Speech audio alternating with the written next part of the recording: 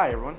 I'm going to show you a smart notebook. I'm going to show you some of the tools, and we're going to start with the pen. So first, you see this toolbar up here. So this is an action toolbar. So what's here? They're the actions. So that's when you can manipulate. We'll talk about those in another episode. But also down here you have the tools. So whenever you select the tool, properties will come up. So if I select the pen, you're going to see a properties tab pop up. If I select on shapes, again, you get options or properties, the things you can do with that tool. So I'm going to focus on the pen tool right now. So if I select the pen tool, and I'm going to go to a new page here.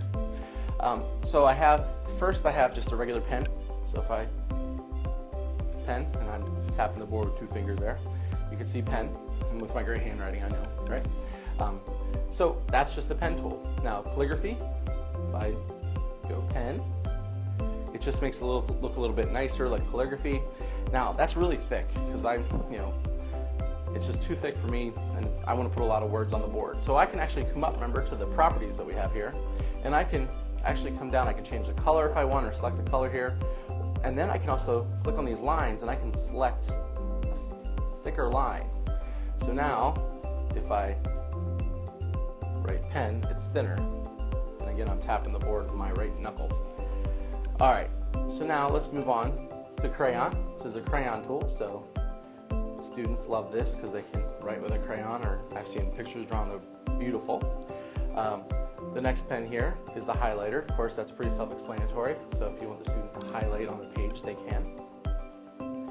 The next tool down here is the text pen.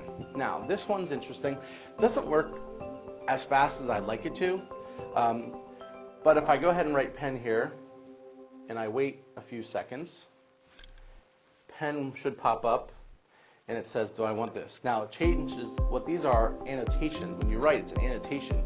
It changes that annotation into an object. So like the image was an object, this pen is an object. Now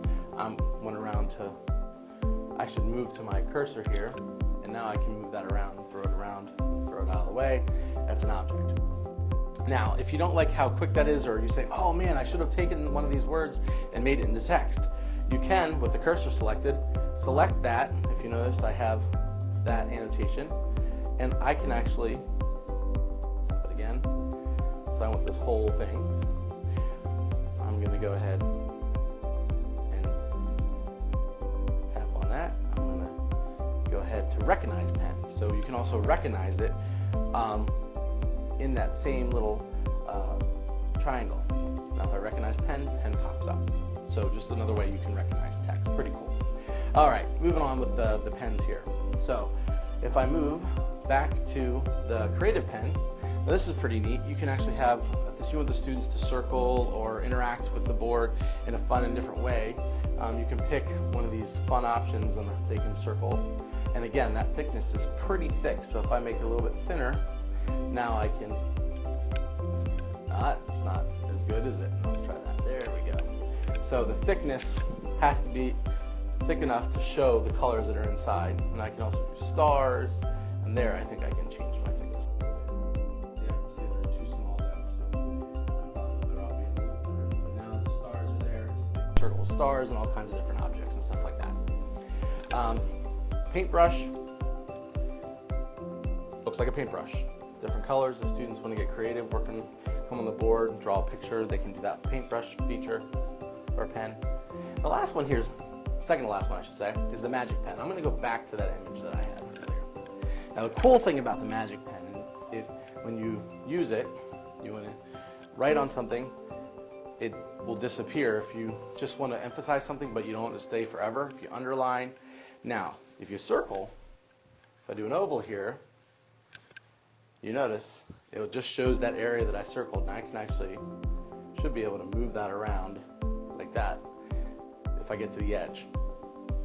Now, if you want to make something bigger to emphasize, if you do a square or a rectangle, you can then move that around and emphasize an area. So it darkens everything out, and then you can focus on things and talk to the students about it. Especially with these displays, sometimes you need to make it a little bit bigger for the students to see. This is a great option for doing that.